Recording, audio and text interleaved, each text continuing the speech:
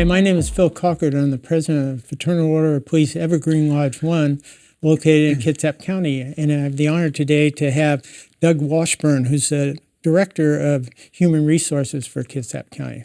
Hi, Doug. Can you tell me a little bit about yourself? Sure. First of all, thank you so much for having me, Phil. I've seen your other programs and I've really enjoyed them. Actually, I'm the director of Kitsap County Human Services. It's a little different than Human Resources. Okay. So that's what I do. I've been in this position for about 10 years. Prior to this, I worked for King County as a department director.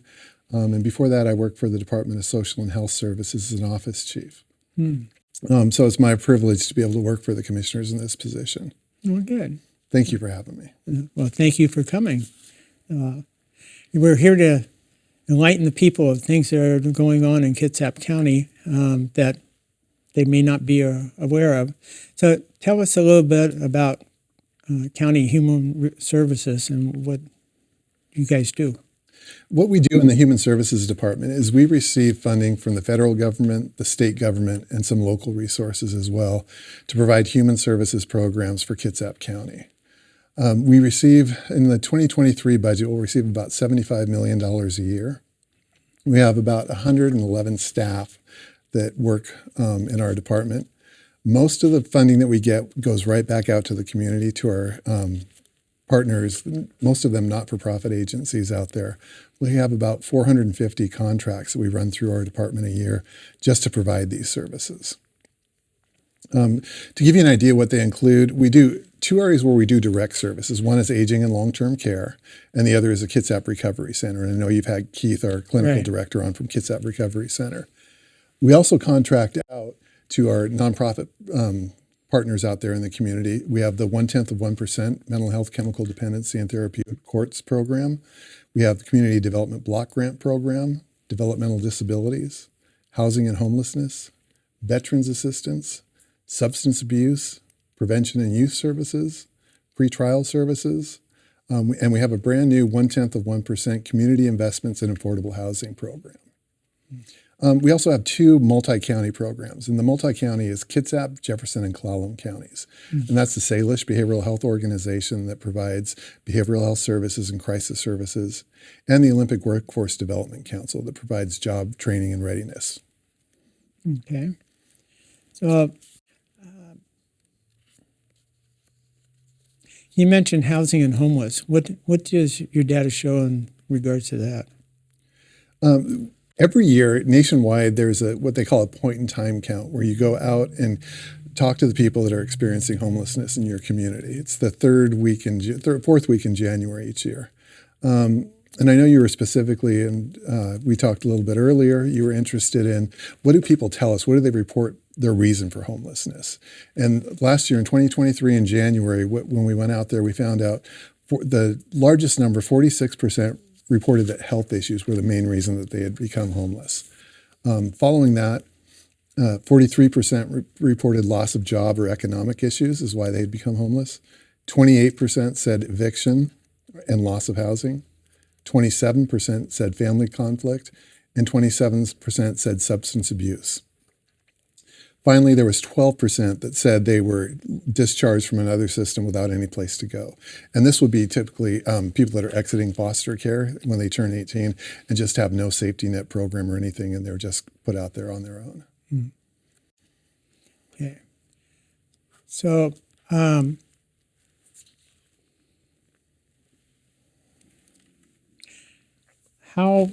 what do you do to help prevent people from end up being homeless? And again, when you and I had talked, you had mentioned that you thought prevention was very important, because if the best thing we can do is prevent people from becoming homeless in the first place. And at Kitsap County, our goal is to make homelessness rare, brief, and one time if it does happen. So what we do around that is we look at what they call ACEs scores, which are adverse childhood experiences. And if people have experienced abuse, domestic violence, have a parent that's in jail, their ACEs score can go up. When we interview people in homeless camps and people that have become homeless, most of the time they'll have a very high ACEs score. So we start very early. We have the youth and prevention programs that I talked about in school.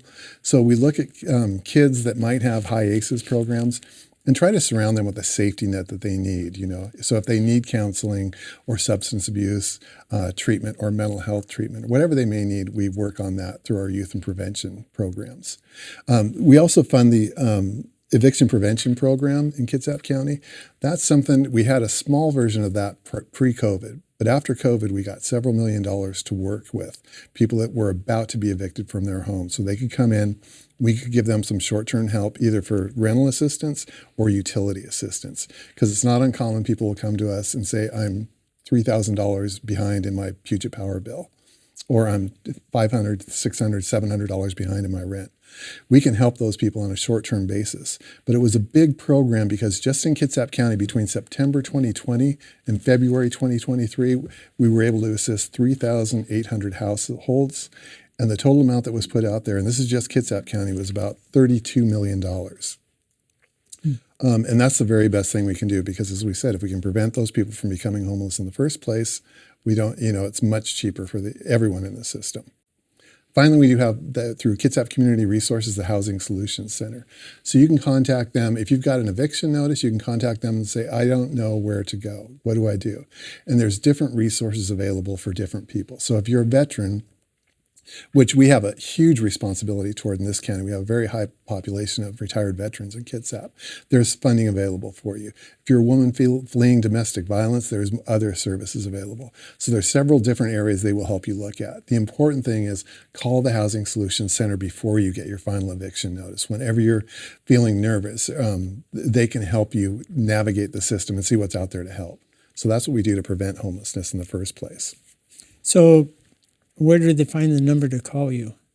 I've left my website here. That is on our website, and it'll be on your screen at the end of the show here. Okay, it'll be there. It has our website, it has my direct phone number and my direct email. Okay, great. Good to know.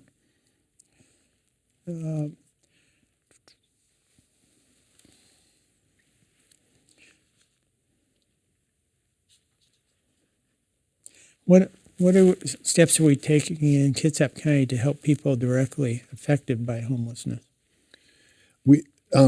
There's a lot going on. As I said, we had funding pre-COVID. We had a lot more funding with COVID to help people that were experiencing homelessness. The reason for that was several of those people were in shelters, you know, that were packed in pretty tight. So we did get funding to be able to separate people so they were 6 feet apart. They weren't crammed one on top of another to just, you know, so COVID would be a problem with that. The Housing Solutions Center is, again, for this is your first stop to go to. You call them and say, what's available? Here's my situation. What do you have available that might be able to help me? But we also have several other initiatives that we've started. One of them that the commissioners passed and approved in 2021 was the Encampment Outreach Program.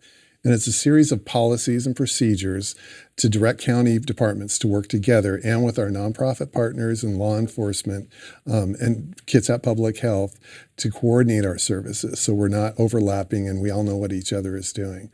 So we have that encampment response policy. A good example of how that worked was Veterans Park. You probably heard of in Port Orchard. There was about 68 people when people were finally able to get other alternative places to stay that had been staying in the camp for years. I mean, they'd been there for a long time. So what we do is we go out there, case managers go out there from Kitsap Community Resources, our HEART team is what we call them, they're outreach people that work directly for the county, and start working with those folks and saying, what options are available? Can we buy you a bus ticket home? Can we reconnect you with family? If we can do that, that's great. Can we get you into mental health or chemical dependency services? Is that what you need? Do you need help finding a job? Do you need a better job? Because several of the people out there worked. So those are some of the things that we did. And it worked really well in Veterans Park. After that, of course, and I don't like, people call this, oh, you're doing a homeless encampment sweep. That's not what we do. A sweep is when you go in, people have no notice. Remove them. Exactly. We work with people for months before that to see what alternatives are out there to try to help them get back on their feet and get as close to self-sufficiency as they can. That's one of the items that we have. We do also have through Kitsap Community Resources, Kitsap commissioners have added a second outreach team that go out to encampments. Every day of the week they're out there when there's encampments. There was one in Old Mill Park in Silverdale, which they were able to place people, and they've moved on. That encampment's not there. But they're out there every single day working with people to see what they can do to help. I have a few other examples, if that's okay. Yeah, go ahead. I got one question before we go on with that. The what can you do for the people that don't want to leave? Most of the people, if you offer them, we can offer them shelter beds. We can offer them treatment services, inpatient chemical dependency treatment. They might need mental health services. Like I said, bus tickets, hotels room, temporary hotel rooms, or other sorts of housing. If you're a veteran, we also have temporary and permanent supported housing that they can go to. So most of the people will leave. We had a couple people that waited till the very end, but at the end they left. We work really closely with and that's unincorporated Kitsap. So we work really closely with the Sheriff's Department, and they're out there with us. If unfortunately someone just refused to leave, at that point we can trespass someone. We didn't have to do that with anyone in Veterans Park, and we haven't had to do that with any of the encampments that we've done. So most people are willing to and want to have a place to stay that's safe and secure. Okay, thank you. Did you have some other there you want to We also, during COVID, we increased the shelter beds by about 150, which brought it up to, we have about 750 shelter beds available in Kitsap County now. We started the emergency hotel program where we lease spaces from hotels where people can go and stay on a temporary basis. Always the goal with this is they're working with a case manager so that when they're in the hotel, we can work with them to serve whatever needs they might have. Or a lot of people just need help getting a job. They have no idea how to navigate the system, so we work with them on that. We also have the Pacific Building Shelter Project that we're working on currently on Mile Hill in South Kitsap. That'll provide 75 additional beds for people out there. What's different about that is typically shelters, when you go in, you check in at, say, 6 p.m. at night. You have to be out at 7 a.m. in the morning. You might get a bed that night. The next night, you might not. So you have to take your stuff with you. This will be, people can stay there all the time so they can get services. We've had success during COVID with bringing in services, wraparound services for people. And then they can use that address. They have an address, they have a place to keep their stuff. So they don't have to worry about people stealing their things. They can get employment services. Anything they need is right there. There's healthcare. Peninsula Community Health Services comes in, provides healthcare for these individuals so they can get healthy. So we're working on that. Permanent supportive housing. As you know, I saw you had Monica Bernard from Kitsap Mental Health on the other day. They've just opened up a 72-unit permanent supportive housing for people who are going to need support for quite a while in their life. And that's fine. I mean, we want to give you the level of support you need, anything we can do, while we're working toward people becoming self-sufficient. And then also job placement and development. We have through the Work Source Center, ours is in Silverdale here, through the WIOA program. We want to help people get jobs. We want to make sure that they can reach self-sufficiency, and then they don't need us anymore. Then they go about their business. And then finally, we have the severe weather shelters, which we rely on our partners out there. We have Port Orchard, in South Kitsap's Port Orchard, Silverdale, Paulsbo, and Kingston all have cold weather shelters. And that's when the temperature drops below 32 degrees at night, or when we're going to get snow. There's been 657 stays at those shelters already, and that was just through the end of January. So that's another thing we do. Okay. And touched on a little bit of it. What's a role do you see law enforcement in helping you deal with homeless? We're incredibly lucky in this county that we have a close relationship with law enforcement, and we have forward-thinking people in law enforcement. We work mainly, of course, with the Kitsap County Sheriff's Office, but we also work with all the municipalities in the county as well. But just to give you some examples, they've been very, very helpful with us. They'll go out when we talk to people in encampments. Most of the time, lion's share of the time, we're not worried. People aren't violent. You go out there once in a while, in a rare while. If you do feel like, I might need some, help here, we have sheriff's officers that will go with us, and they treat the people out there with respect and dignity, and they have a good relationship. But sometimes if you're nervous, people do act a little differently when there's someone in a badge and a uniform there. Most of the time that's not needed. But around behavioral health and homelessness issues, our police force here the sheriffs and all the municipalities were among the first to allow mental health professionals to ride along with their officers, which is a big ask. They were also among the first to, through the 0.1% behavioral health funding, they were among the first to step forward and say, if you can provide funding, we're going to allow we'll let our officers go to extra crisis intervention training and crisis de-escalation training. So in Kitsap County, we have amongst the best trained officers in the state at de-escalation and crisis intervention. That's good to know. They didn't have to do that, and that's difficult because they're pulling someone off the street for that extra training when they go to Olympia to get this. They were willing to do that right away. Okay. Also, you hear in the news a lot, Narcan and naloxone.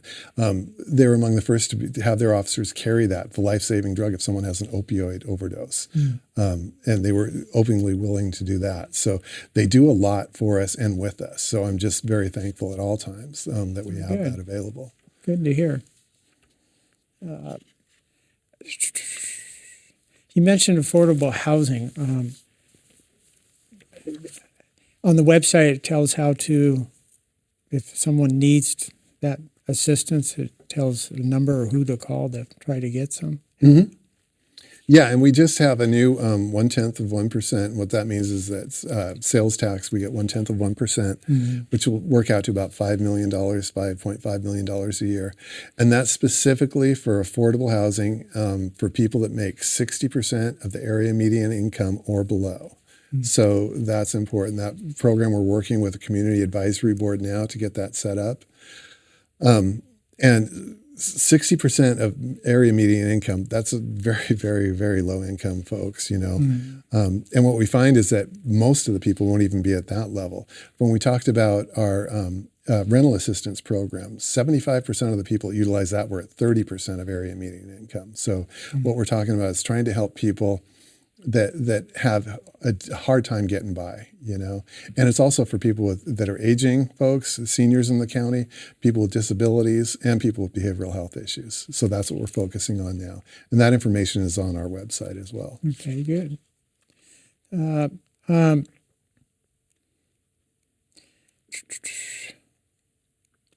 Let's see. You touched on a lot of the data. The Workforce Development Division, explain that a little bit. That's one of our 3 county, Kitsap, Jefferson, and Clallam County resources that we have. And what they do is they focus on job placement, training, and readiness. So that's the one-stop center in Silverdale at this point. You can go in there and say, I have a job, but I might be making minimum wage. I want to increase my wages. What can I do? They will help you with a counselor. They will help you find, with your skills, other jobs out there. And right now there's hundreds and hundreds of jobs available in Kitsap County. Well, you know, that's the thing. And it's not just Kitsap County. It's the whole country you can't go into town without help wanted signs all over the place. And I think part of the problem with the community is they see these people that in homeless camp because they can't work or because they want to know. If they can't work, they understand that. But if they want to work, they can't understand why they're not working because every place has help wanted.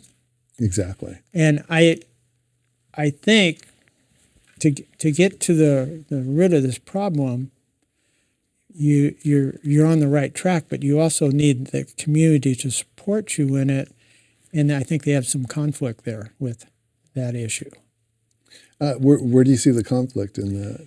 Is seeing all these signs that say help wanted and these people nobody's taking the job there, and they look perfectly healthy, some of these people. Yeah, and there are a lot of people that do take the jobs out there. And COVID changed everything there too. A lot of people left the workforce after COVID. They just wanted to retire or didn't want to work for whatever reason. But we're coming back now because we know the data that we have in 2019, we had 131,000 people in the workforce, and the unemployment rate was 4.1%. Now, in the most recent data we have is October 2022, after, when COVID was calming down, it wasn't as big as it was, we dropped down to 130,000 people, almost 131,000 people in the workforce at an unemployment rate of 3.7%. So our unemployment rate has actually gone down here in Kitsap. That's good. And I'm sorry. No, that's all right. I was just going to say, we're running out of time. Do you want to relay success stories to us before we end? We're down to just the last couple of minutes. Yeah, let's start with the workforce development. So one of the examples we have is a man that was on the verge and his family of losing their housing because he was working at minimum wage, part-time. He went into the WorkSource building.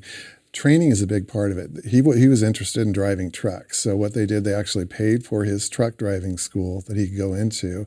He worked really hard, excelled at that, went out and got a job at a trucking company, a local trucking company who was very supportive. So he went for, in his 2020 income, his taxes, he made $18,000. In 2023, he's on track to make, what did he say? It's going to be almost $82,000. Yeah, truck drivers are making good money nowadays. And it's a hard job. They deserve it. But that's life-changing. I mean, if you're it is, yes. someone supporting a family, you can't do it on $18,000. That's a success story. Yeah, that is a success story. Got like a minute left. Anything else you want to add? I just want to say that we also have several success stories from our shelter programs where people that enter the shelter, they might have had their kids taken away, who have entered treatment, who have received mental health services, been able to go on, get a job, leave the shelter, move into temporary housing, into permanent supported housing, and then housing on their own and get their kids back. So there's lots and lots of success stories. But, you might,